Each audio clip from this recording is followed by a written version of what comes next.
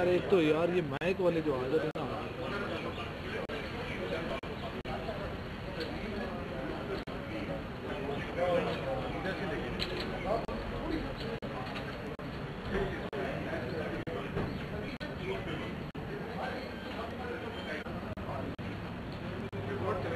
Assembly पहुंचते हैं तो उनका प्रोटोकॉल रिसीव करने का काबिल जीद होता है। कौन सा प्रोटोकॉल होता है भाई, बताएं मुझे कौन सा प्रोटोकॉल नजर आ रहा है? आपकी खबर है 9 बजे की खबरों में चलाई है आपने, आप उसके बाद बोलते हैं कि अगर एक दफा रुपये सुने अपनी रिपोर्ट हुआ ये हम जिस दिन आ रहे थे ज्वाइंट ट्रैफिक जैम हुआ था, आधे घंटे पोस्टों में की बात है 2 मिनट की वॉक पे उतर के चलते हैं। मैं उतरा, मैंने चलना शुरू कर दिया, मुझे पुलिस वाला ठगा पकड़ा। सबसे पहले तो बता दें सर, जो कराची इलेक्शन के हवाले से कि आज वहाँ पर इलेक्शन में रेंजर्स की निगरानी में हो रहा है, क्या कहेंगे आप कि आप वहाँ पर अब तक की जो वहाँ पर प्रोग्रेस है अभी तक की जो इतलात हैं वो तो यही है कि इलेक्शन का प्रोसेस जारी है और पुरअमन तरीके से आगे बढ़ रहा है। रेंजर्स ने अच्छा बंदोबस्त किया हुआ है, विजिलेंट है, लॉ एनफोर्समेंट एजेंसीज वहाँ मौजूद हैं, पुलिस की भी भारी नफरी मौजूद है। हम चाहते क्या हैं? तहरीक इंसाफ चाहती है कि सियासी अमल और जमहूरी अमल जारी और सारी रहे। तहरीक इंसाफ चाहती है कि इस मुल्क में शफाफ इंतखाबात हों। 1970 के बाद जितने इंतखाबात इस मुल्क में हुए हैं उन पर लोगों को एतमाद न था, लोगों ने अदम एतमाद का इजहार किया, लोगों ने एतराज़ात किए, लोगों ने किताबचे छापे, वाइट पेपर्स इशू किए। और तहरीक इंसाफ आज जुडिशल कमीशन के सामने पेश हो रही है, वो शफाफ इंतखाबात की लड़ाई लड़ने जा रही है। हम आवाम के वोट के तकद्दुस की जंग लड़ रहे हैं और इंशाअल्लाह हम जीतेंगे, मेरा ईमान है। अब शफाफ इलेक्शन की बुनियाद अगर पाकिस्तान में रखी जाती है, ये हमारी कामयाबी है, असल कामयाबी ये है। बाकी ज़िमनी इलेक्शन में एक फरीक ने जीतना है, एक फरीक ने हारना है, ये सियासी अमल है। ना हार से कोई सियासी जमातें ख़त्म हो जाती हैं और ना जीत से एक सियासी जमात समझती है कि मैं सब पर गलबा हासिल कर लूँगा या कर लूँगी। ऐसा मुमकिन नहीं है। ये अमल है कि चलता रहता है, पॉलिटिकल पेंडुलम है, वो एक जगह से दूसरी जगह स्विंग करता है।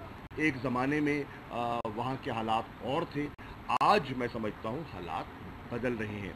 एक ज़माना वो था, देखिए पहले तो 246 को समझिए, 246 वो हल्का है MQM के लिए जैसे लाड़काना पीपल्स पार्टी के लिए बुनियादी हल्का, जहाँ से MQM ने जन्म लिया, जहाँ से पीपल्स पार्टी ने जन्म लिया, बुनियादी हल्का, वहाँ से उनकी ग्रोथ हुई। यहाँ अल्ताफ़ हुसैन की पैदाइश, उनकी परवरिश, उनकी ग्रोथ हुई, MQM की ग्रोथ हुई। अब ये वो हल्का है जो पिछले 7 इलेक्शनों से MQM जीतती रही है, तो नई बात नहीं है। कभी वोट ज़्यादा पड़ गया, कभी वोट कम पड़ गया, और जब 93 में MQM ने बाइकआउट किया तो वहाँ से और लोग भी जीते। अब सवाल ये है कि ये प्रोसेस कैसा होता है। 246 का जो रजिस्टर्ड वोटर है उसकी 3/4 उर्दू स्पीकिंग वोटर है।